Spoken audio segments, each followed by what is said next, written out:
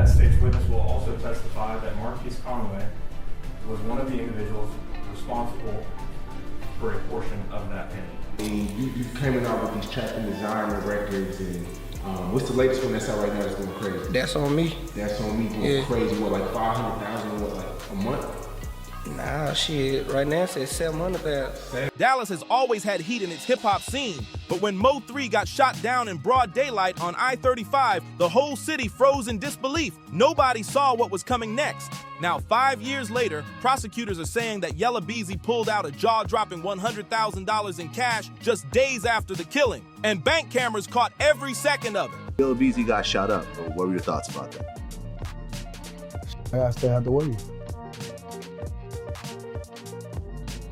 Okay.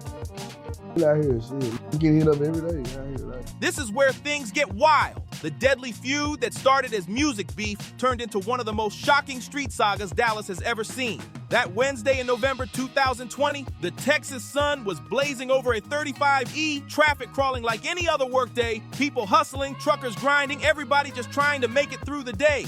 Yeah, nah, you know, they was misinformed about some rap beef, and I was like, nah, I ain't got no rap beef with nobody. I ain't got no rap beef with no rap in my city. No rap beef. But in just a few minutes, chaos broke loose. The peace shattered, bullets flying, and the whole rap world went silent in disbelief.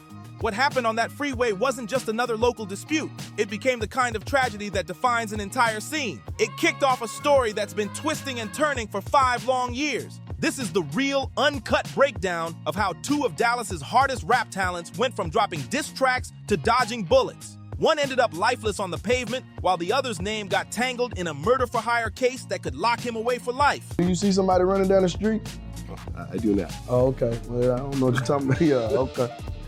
Okay, so you're saying that all that is just nonsense? Yeah, that's what I'm saying. Internet be reaching. But before we jump into that madness, we gotta spin the block back to where it all began. To understand how it exploded on that freeway, we need to rewind way back to the roots of this beef, the quiet spark that turned into a citywide fire. Let's dive into the backgrounds of nobody could ever question Yella Beezy's come-up. Government name Marquise DeAndre Conway, straight out of Oak Cliff, Dallas, a neighborhood that's seen it all. Here's the thing.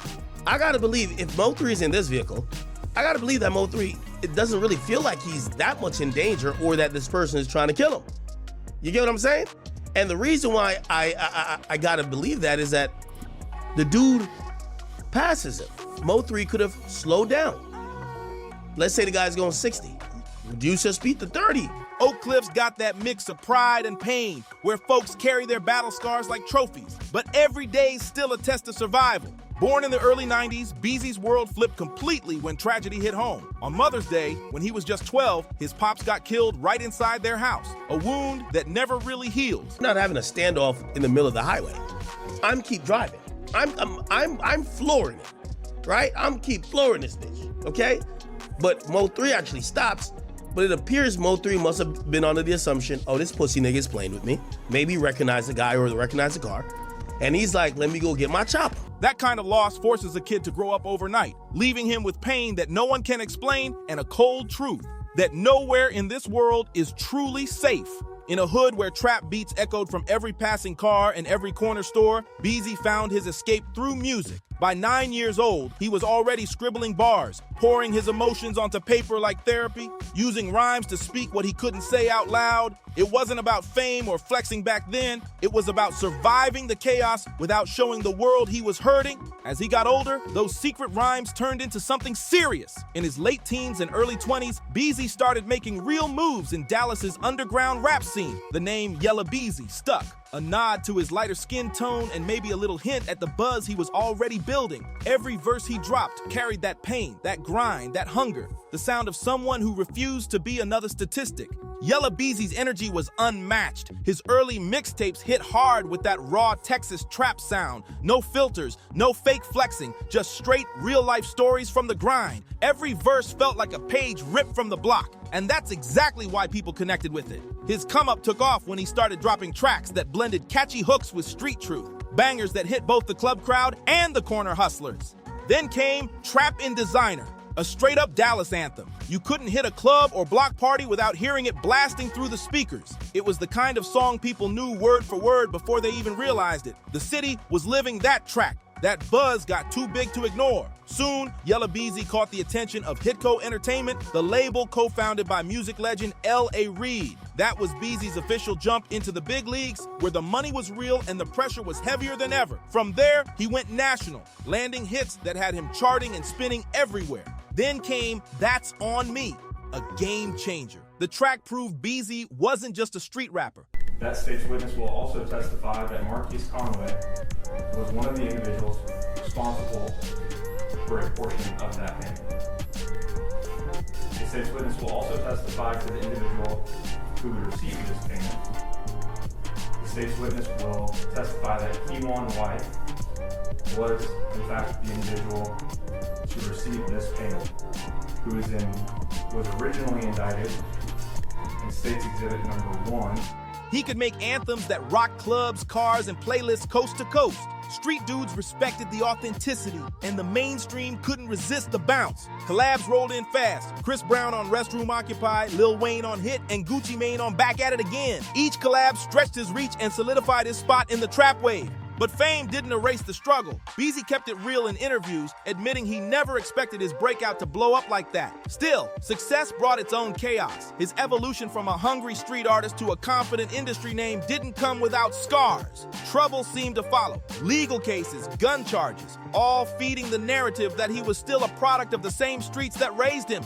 In a world where survival meant moving smart, every move Beezy made got judged under a microscope. But while he was lighting up South Dallas, another artist across town was crafting his own fire. Up in North Dallas, MO3, born Melvin Abdul Noble Jr., was stepping up with a story that mirrored Beezy's pain, but came with his own twist of intensity. Born in the spring of 1992, Melvin Abdul Noble Jr., known to the world as MO3, grew up in a home where faith came first. His family stayed tight, and the church, Greater Hope Holiness, was his second home. But North Dallas was a place of balance, a mix of hope, struggle, and hard lessons. And it shaped MO3 into someone who wore his pain like armor. His lyrics weren't just bars, they were confessions, the kind that felt more like church testimonies than rap verses. The state has also had an opportunity to review bank records of the defendant, Marquise Conway. These records would show that the defendant drew $40,000 in the days following the murder of Melvin Noble. And for the record, that was a cash withdrawal. These records would correspond to the exact amount which the state's witness would testify to. MO3 was heavily influenced by Boosie Badazz, whose raw honesty about the streets and doing time hit him deep. Inspired by that same realness, MO3 started turning his own pain into music. His early tracks mixed smooth, soulful melodies with hard-hitting street truths. No sugarcoating, no pretending. It was just raw emotion and real life over beats that hit the heart and the block at the same time. His breakout moment came with the 2014 mixtape Shottas, a project that lit up Dallas. He built his fan base the old school way. Word of mouth, street buzz, and packed local shows where his passionate delivery had every crowd locked in. You could feel the pain, the hunger, the truth in every verse. Things really shifted when Boosie Badazz himself took notice. That connection turned into a label deal and a mentorship that elevated MO3's name beyond Dallas city limits. Their collab album Badass Mo3 was proof that MO3 could hold his own with the vets, matching energy, bar for bar. Tracks like Everybody and Everybody Remix showed his versatility. 1 minute soulful and vulnerable, the next minute raw and fearless, sending warnings to anyone thinking he was soft. But in Dallas's hip-hop underground, where rap dreams and street ties often clash, the tension between Mo3 and Yella Beezy was already heating up. It was only a matter of time before that smoke turned into something deadly. What started as a simple rap rivalry slowly twisted into something way darker. At first, it was just whispers of competition. Two artists climbing the Dallas ladder, both hungry for the crown. But that tension grew teeth, turning into personal insults, street run-ins, and violent rumors that had fans refreshing their feeds non-stop while families were left grieving. This wasn't one big blow-up. It was a slow burn built from petty shade, pride, and the harsh reality that rap beefs in Dallas can turn fatal real fast. The roots of it all trace back to when both Mo3 and Yella Beezy were coming up. Mo3 repping North Dallas and Beezy holding down Oak Cliff. Both hoods were overflowing with talent, but heavy with territorial pride. People were talking. Some say it all started over something as small as a woman they both knew. But it wasn't just that. Outsiders started stirring the pot, turning a small spark into a wildfire. That's when Roy Lee Phipps Jr. stepped into the picture, a Dallas comedian known for his ruthless online roasts that called out rappers for being fake or soft. Roy Lee didn't hold back, especially when it came to Yella Beezy. In his viral videos, he straight up questioned Beezy's Oak Cliff roots, accusing him of hyping up his street background for clout, basically calling him a fraud in front of the whole city. And in the streets, nothing hurts more than your authenticity being questioned. Roy Lee's close connection to Mo3 made things even messier. Even if Mo3 wasn't involved at first, guilt by association pulled him into the storm. Tension built until it finally boiled over. One night, Roy Lee reportedly confronted Beezy's crew at a club and got jumped. But instead of backing down, Roy Lee kept the jokes coming online like nothing happened.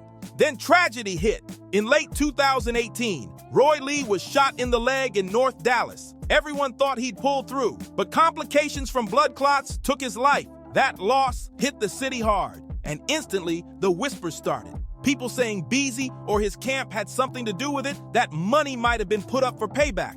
Nothing was ever proven, but that rumor alone changed everything. What was once comedy turned deadly serious, and Mo3 felt he had to step up for his fallen friend. But behind all those public shots and online drama, there were deeper layers, street ties, old alliances, and dangerous connections that made this beef way bigger than music. Rumors started surfacing about Yella Beezy's alleged ties to the Rollin' 60s, and from there, the streets knew something big was coming. When the Crips came into play, everything in Dallas shifted. Their presence brought that deep sense of street loyalty, the kind that runs on rules, codes, and unspoken laws. In a city where rap and the streets overlap heavy, those gang ties turned simple artist beefs into full-blown crew wars. What started as personal grudges now had backup from the block, and that made every move dangerous. Things really started to heat up in October 2018. Yella Beezy got ambushed while driving on the North Dallas Tollway. Bullets flying, car spinning, chaos everywhere. He survived but ended up in the hospital, shaken but alive. The city went wild with rumors, people whispering that the hit was connected to Roy Lee's death, that maybe Mo3's side was behind it. Both Beezy and Mo3 denied being involved. But in Dallas, once the streets start talking, it's hard to silence the noise. When Mo3 was asked about the rising violence and the string of shootings hitting local rappers,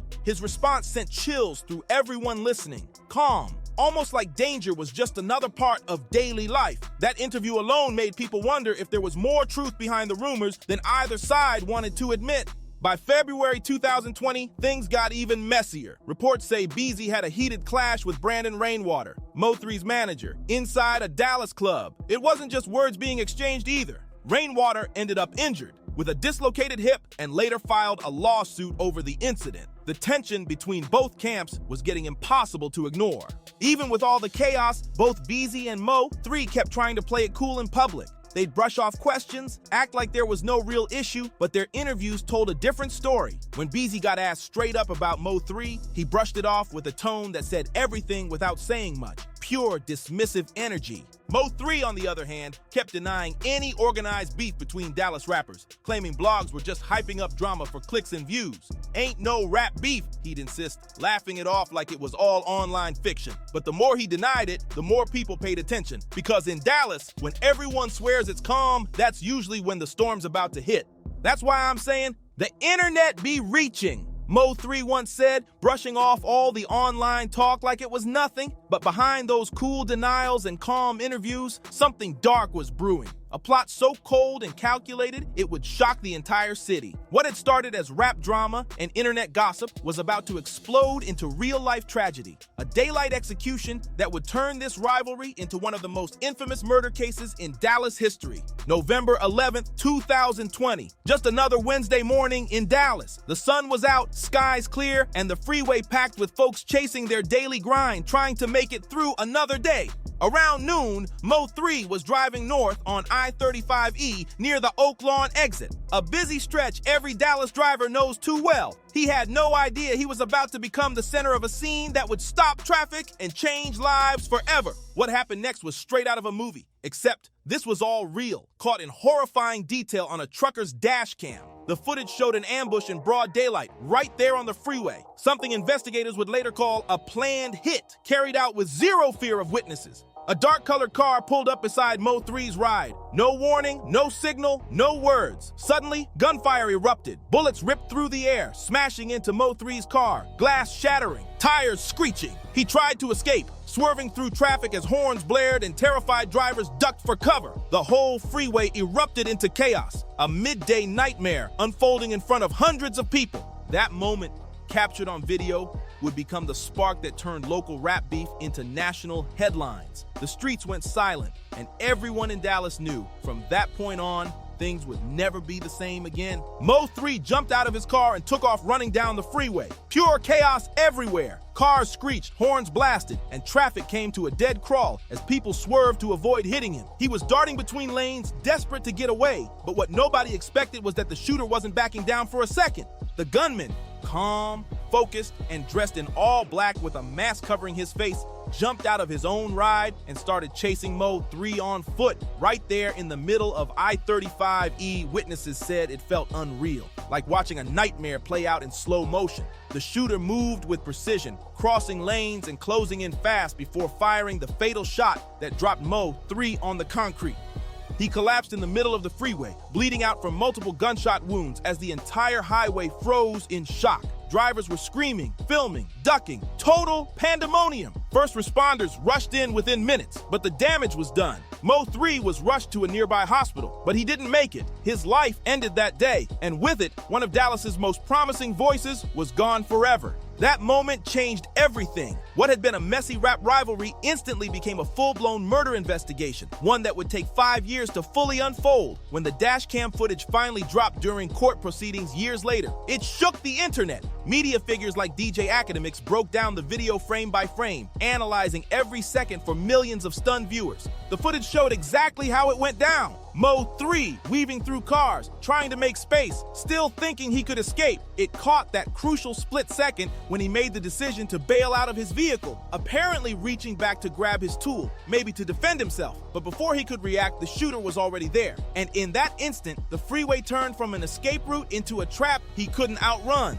DJ Academics broke it down, frame by frame. That one split-second decision Mo3 made when he jumped out of his car. He pointed out how everything might have gone differently if Mo3 had just kept his foot on the gas and pushed forward. That pause, that moment of instinct became the turning point between life and death. When police swarmed the scene, it looked like a war zone. Investigators found dozens of shell casings scattered across the freeway, cold proof that a high-powered weapon had been unleashed in rapid bursts. The firepower was intense, later confirmed to be a semi-automatic firearm, the kind that can dump rounds in seconds. The casings told the story loud and clear. Mo3 was shot while trying to run for his life. Bullets tore into his back and torso, injuries that showed he never stood a real chance once the ambush started. Dashcam clips from passing cars and highway surveillance footage pieced together the chaos. You could see Mo3's gold sedan riddled with bullet holes, windows shattered, and not far from it, a black sedan left behind. The shooter's ride, ditched like it was nothing. The way the suspect moved, calm, methodical, and fearless, made it clear this wasn't random street violence. This was a calculated hit carried out with precision and zero care for the dozens of witnesses stuck on that freeway. The fact that it all happened in broad daylight, right in the middle of busy Dallas traffic, shocked everyone. It wasn't just reckless, it was bold, like the shooter didn't care if half the city saw it happen. That level of fearlessness told detectives everything they needed to know. Whoever planned this hit was determined to finish the job, no matter what. The investigation moved fast once police released the still images from traffic cams. A few days later, the Dallas PD announced they were looking for a man named Quan Dontrell White, just 22 years old, already on parole, and known to carry heat. Surveillance shots matched his description near the scene, and street chatter started lining up with what detectives were finding. By December 2020, White was caught. Cops traced him through tips from locals and forensic evidence left behind, and suddenly, the story that had gripped Dallas for weeks started taking shape. The pieces were finally coming together. Who planned it? Who pulled the trigger? And how a rap feud had turned into a deadly highway execution that no one could ever forget. Hip-hop insider and street politics expert Wack 100 jumped in with some heavy opinions about the case. In a deep dive interview, he called out the prosecution's evidence, saying straight up that the proof wasn't adding up. Wack questioned the idea that Yella Beezy's cash withdrawal automatically meant murder for hire, pointing out that successful rappers move large amounts of money all the time. That ain't no smoking gun, he argued. Just regular rapper business being twisted into something darker. Wack broke it down clearly, saying the financial trail felt weak, not enough to convict a man of setting up a hit. He said prosecutors were facing a serious uphill fight, trying to convince a jury that pulling cash equals paying a shooter. His comments lit up the internet, with fans split between believing Beezy's innocence and thinking it was all part of a deeper plot. Meanwhile, Conway, aka Yella Beezy, posted his massive $750,000 bond and got released under strict house arrest. He's being watched 24/7 through GPS monitoring, with orders to stay away from witnesses, co-defendants, and anyone linked to the case. The restrictions are tight, but there's one exception: the music. In early November 2025, the court granted him limited freedom, 5 hours a week to hit the studio and record. His legal team argued that music isn't just his passion, it's his livelihood. Cutting him off from the studio would destroy his career and cause serious financial damage. The judge agreed, referencing similar rulings from other high-profile hip-hop cases. This whole saga echoes other tragic moments in rap history, where fame, money, and street pride collide with deadly results. The MO3 and Yella Beezy story isn't just about two artists, it's a mirror of how far things can spiral when the streets and the spotlight mix too close. Thank you for watching. If you're into real street stories and deep dives like this, don't forget to like, share, and subscribe to Public Secrets, and tap one of the videos on your screen to keep uncovering more hidden truths from the world of hip-hop.